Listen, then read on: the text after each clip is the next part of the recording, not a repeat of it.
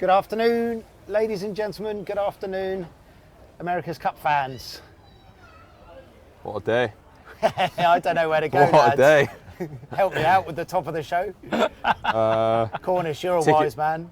Ticket to the Cup. Booked. Done. Cracking day. Cracking day. My goodness, what a day. So, in case you've been under a rock, we went in today 6-4 up in the Challenger Series final against Prada, one of the greatest sailing teams, I think we'll all agree, of the last quarter of the century. Needed one race to get to 7 wins and book ourselves in the Cup. And we just probably had, we were just talking before we went live, one of the most intense races of our sailing careers. Lee, in the briefing this morning, we pushed off the dock thinking we're going to be yachting around in under 10 knots. We were talking about light air techniques. We were talking about keeping the boat on the foil, how the tacks and the jibes were massive and all of that. But, buddy, what did we actually end up racing? Yeah, I think we had like kind of 14, 15 knots at the end in that race. And yeah, it kind of took us all by surprise. There was one model that had that breeze kicking in, but most of them was super light and really struggling with the kind of gradient breeze we had offshore in the morning. So it was a bit of a gear shift for us, but you know, it was almost kind of seamless really in how it all happened. And yeah, it was great. Kind of got the right sails up and kind of got ripping in that breeze in the practice. I tell you what, I haven't introduced the lads yet. I think you all know who they are, but what we've done for tonight's show is I'm head down in the boat, so I had no idea what was going on at any given moment. We've got Lee McMillan, as you all know, the Swizz, who is on the port side. He's got his head up on the port side, so he can tell us everything that happened on the left-hand side of the course. And then we've got Ben Cornish, one of our cyclors, who allows himself a little peek up on the starboard side. So, Corndog, you can tell everyone what was going on the right-hand side of the course. So, I think before we get into the show, we here at INEOS Britannia are absolutely over the moon to win the Challenger Series. But, my God, we were pushed all the way by one of the greatest sailing teams that's been in the America's Cup, certainly in the modern era, in Luna Rossa Prada Pirelli. It was the series of our lifetimes, and we've got nothing but respect for Mr. Batelli, who sits at the head of that syndicate, Max Serena, who runs the show, Jimmy Kecko, and all of the guys who sit within the Luna Rossa family. And a lot of sailing teams and America's Cup teams talk about being a family, and I had the privilege of being with them 10 years ago. And those guys are unbelievable, and we know that you'll be hurting right now, but what a battle, and nothing but love and respect for Luna Rossa, rightly. So yeah, absolutely. You know, they were, you know, they really kind of set the standards when we all kind of got our big boats out here in Barcelona, and have been, you know, really kind of set the bar high, and I think all the teams have been chasing them down. You know, they kind of conduct themselves amazingly, like pushed incredibly hard, and you know, what an incredible team, and just, yeah, obviously feels amazing to have just managed to have got the upper hand of them in the end. But yeah, amazing racing against them. And I'm just hearing from Louis, our director, that Jimmy's over at the mix zone now, and he's actually just announced his retirement from the America's Cup. And I think when we're talking about Jimmy Spithill, he first landed on my radar when he helmed Young Australia in 2000 in an old boat, and absolutely duffed up some amazing people in the pre-starts. Then went on to 2003, where he was with an American syndicate, joined Luna Rossa all the way back in 2007. He went to the Challenger Series final, again lit up the pre-starts, and then was at the time the youngest helmsman to win the America's Cup in 2010 in the Deed of Gift. Then defended it in the big boats in 2013. Lost it in 2017, went to the match again, beating us in the Challenger Series final in 2021. And then obviously we've just beaten Jimmy today. But Cornish, when you think of the America's Cup in the modern era, Jimmy Spithill is definitely a character that's at the top of everyone's list, right? Yeah, I mean, like you just listed off, it's an unreal career. Yeah, it'd be a massive shame to see Jimmy gone, but I think, like you were just saying, the development that he's seen is probably the highest curve of performance sailing. Like, yeah. I guess he started his game in the traditional slow boats, and now look where we are now. We're sailing these boats around at 50 knots. So it's not an easy transition, let's say, but he's been part of it the whole way and pushed it the leading edge, I think. Yeah, nothing but respect for you, Jimmy, and that was a hell of a fight out there today, brother. Yeah, so from all of us to everyone at Prada, full respect, and what a battle. Today's racing. Let's dissect our race. As we said, Swizz, we were kind of set up for a 10 knot, keeping it on the foil race, but as we went into the pre-start, I looked down at my dial and we did have 13 knots as we entered on port. Take us away. Yeah, so port entry, and we were kind of umming and ahhing about whether Luna Rossa would try something a little bit different. They kind of have kind of perfected their kind of preferred routine here of kind of getting out to the boundary and really kind of nailing their time and distance back to the line and making it difficult for the other boat to kind of decide which side of them to go. But we kind of stuck to our plan in this particular race to kind of jump in front of them and kind of lead them back.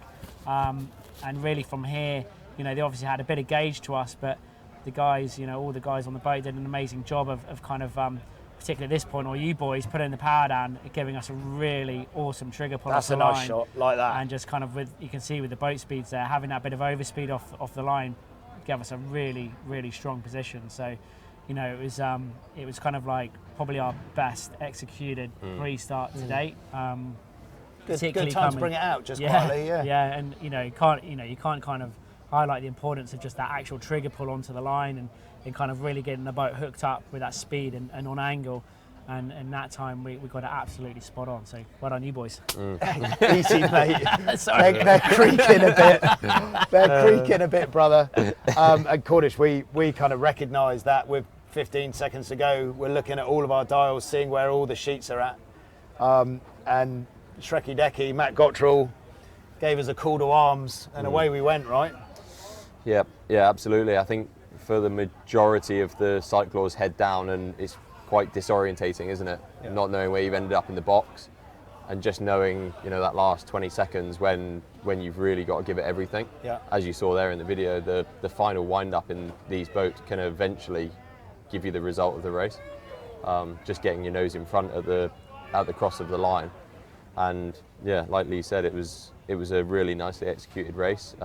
Not by coincidence, the guys do so much work behind the scenes in the simulator. And what you saw out there today wasn't a thing that wasn't planned. The guys have run through that scenario probably 50 or 60 times in the sim, and they know exactly where to put the boat, given this time, turn up here, trigger at this point, and it was just so nicely executed. So it's great to see that come off.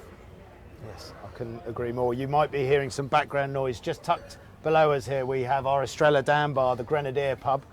And as you can imagine, there's a few people having a couple of pints. So just to prove the show is live, as always, you might hear a few cheers and whatnot down there as they're enjoying their Estrella Dams, well-earned Estrella Dams, particularly by the shore crew lads, are taking a well-earned beer, Swizz.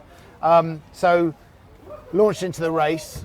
I remember Giles saying to you afterguard types just before the start, Garby features, but just have your head out the boat. Garby features for us means kind of like the right-ish, but very much keep your head out the boat. That was Giles's last comms before we went comms off. Just so you guys know, the coach boats can't talk to us during the race. It's just the 8 sailors on the boat.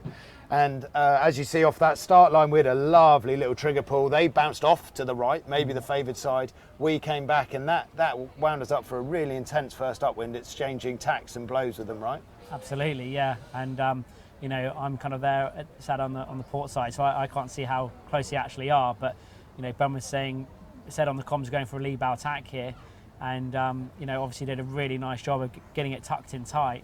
And then the next thing on the comms is like they're going for the hook, and that's when I kind of held my breath, because you don't have eyes on, but you know that you're in for a real battle at that point, and anything can happen. But it was super close. But what an amazing job of getting that tack in just in front and making them push for the hook, but making it so that they couldn't actually get it. And that really kind of gave us a little bit of a boost on that beat. Quite a bit of distance lost for them there, pushing down and then having to tack out. And we're obviously matching them on speed at this point already, so you could, kind of like try and go into kind of a defensive mode, touch and go, and you kind of your heart's in your mouth at that point when when you hear those comms, but you can't really see what's going on, and you're just trying to do your job as well as possible. Yeah, living and dying off the comms with the split boat, and obviously for us cyclors, keeping your head down. So that effectively bounced Prada back off to the favoured right side, but they had to do 2 quickish tacks because we were on the right hand side of the course axis. I don't know. I mean, we haven't watched the race back. I don't think the lead ever really stretched out above maybe 10 seconds as we went throughout the race, Corn. Yeah, I don't think so.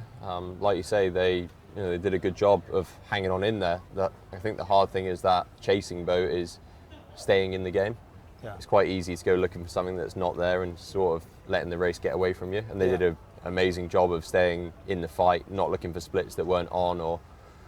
And then up I think it was the 5th leg, where they got the split at the leeward gate. Yes, they went right at the leeward gate, right? I think, or they went left turn, so left turn. right, they went left, we went right. Upwind. And that led us into the 3rd upwind, which everybody who was watching said was the nervy upwind, I believe, Corny. Yeah, I think so. I mean, I think probably up until this point we had a little bit of a buffer, certainly more than this. And then the result of the split of the leeward gate is this, that you can see they were sort of back within 25, 30 metres. And, at this point, you're 5 legs out of 8. The race is back on for them. They're thinking, right, we've got a shot at these guys.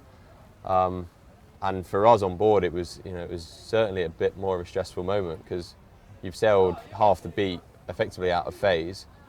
And, you thought you had a bit of a buffer. And now you look, we're coming into the same windward gate. Oh, give him a wave. There's a J-class boat coming in, giving us 3 cheers. Oh, that's a touch. Love that. How good is that? Beauty. We love a bit of 3 cheers, don't we? Love a bit of 3 cheers. Hey, you keep the noise down, Salvo. We're live on the internet. we're live on the internet, and you're carrying on in a pub. Calm down, you lot. But I mean, you, Scully, calm down. For the guys watching this, the race was never over, was it? I mean, look how close it gets back with 3 legs to go, 5 legs in. And that was a tense moment as well. Oh, what so for me, Swizz, with sort of a tack bear away, it's not high risk, but we know that you go from a slower speed to a higher speed with a lot of acceleration. Yeah, we had to put a tack in front of them. We couldn't make left turn. We were kind of hoping we were actually going to get left turn so we could save that tack and then get the early jibe on, but we weren't on lay, so we knew that they were close coming across, and I could see them at that point. I knew we had to get the tack in, accelerate, get the bear away in, and they were going to be absolutely hot on our heels by the time we got around that mark. So it was like, it was super close at that point going down that next run. And you're on the port side with Dylan bearing away. You're kind of in charge of bringing all the sails back on. You gave the lads a bit of a pep up there, didn't you, Swizz? Just giving the boy. You were cracking the whip, weren't you? You were driving the chariot. It's pretty tricky because you're going slower into the manoeuvre, so your kind of routine amount of things you ease and kind of trim back on timing is just always a bit different. So you end up always doing a few more little corrections just to make sure.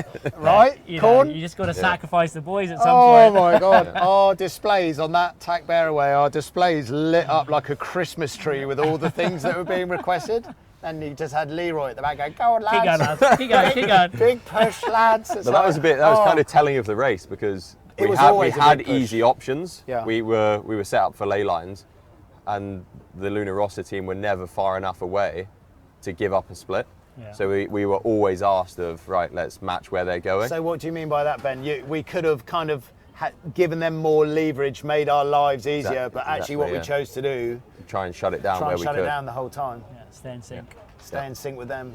It's like #1 rule of match racing, right? Keep between if you're in the lead, keep between the opposition and the next mark. Especially in these conditions today, because like Giles said, Garby features, but eyes out. It was super shifty. Some really big shifts, really big holes, and that's on that 3rd beat, that's what kind of caught us out and gave them the jump back into us. With the split at the bottom. So yeah, we went into defensive match race mode and just made sure we had them kind of locked down as best as possible, and it actually at times keeps the game closer, but in a way if you're kind of back in your boat handling and stuff, then it's a bit more comfortable at least kind of staying that side of it.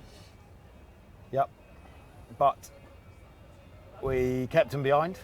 and we went on to win the race. We went on to win race. Someone help me out here. What race number was it? I don't even know anymore.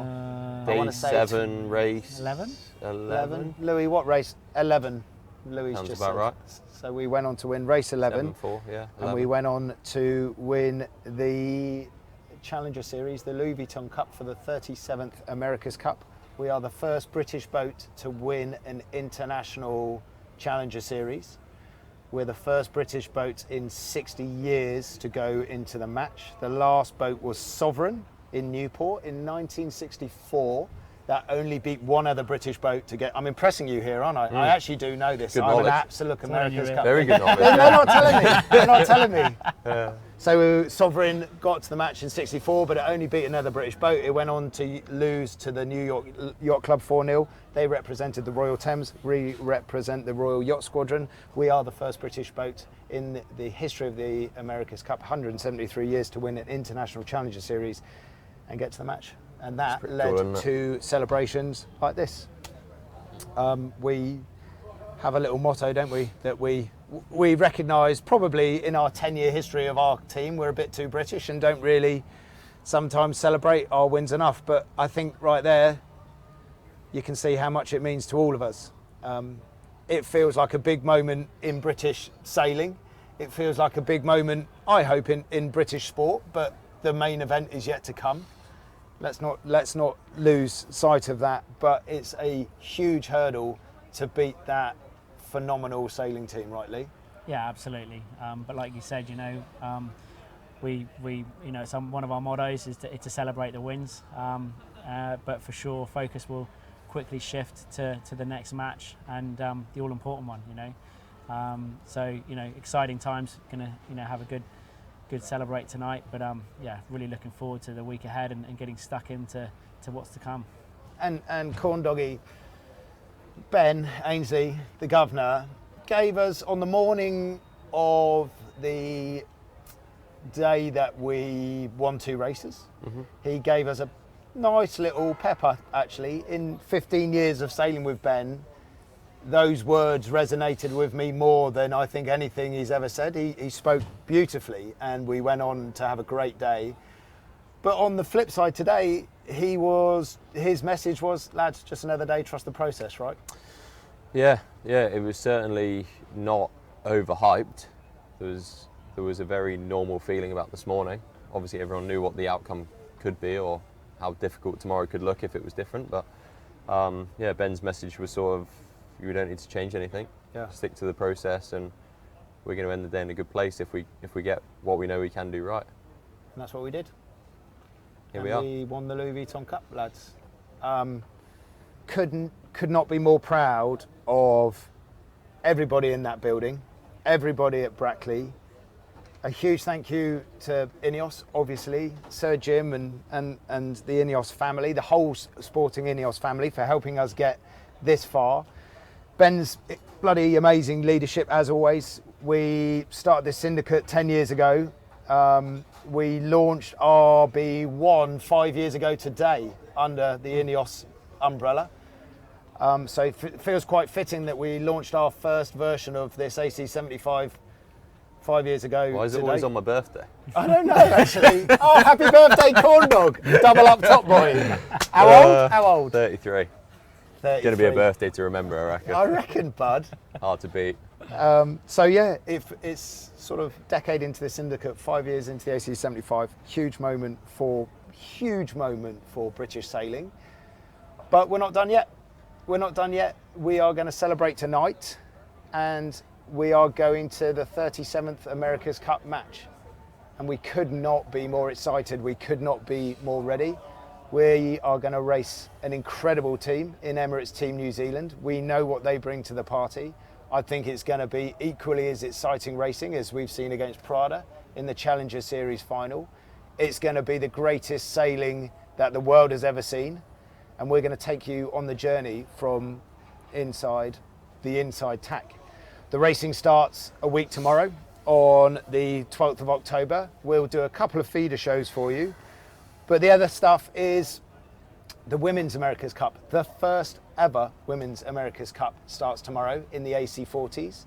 led by Hannah Mills, 2-time Olympic gold medalist, 1-time Olympic silver medalist. That is going to be incredible viewing. If you're hooked on the America's Cup proper in the big boats, do tune in tomorrow to watch Hannah start her campaign to be the first ever Women's America's Cup challenge. That would be unbelievable. And lads, I think we've got to go and doing some decompression. Decompression, right? You'll have overdue. You'll have a pint tonight, Corn? I've already had 2. Swiss, yourself? Yeah, a sip of champagne, I think. Sophisticated, isn't it? I think that sums us up, doesn't it, lads? Yeah. Full respect to Prada. Amazing feeling for us, but we know our real regatta starts next Saturday, and that's what we're going to get ready for. Thank you so much for your support, and we'll see you next time on the Inside Tack.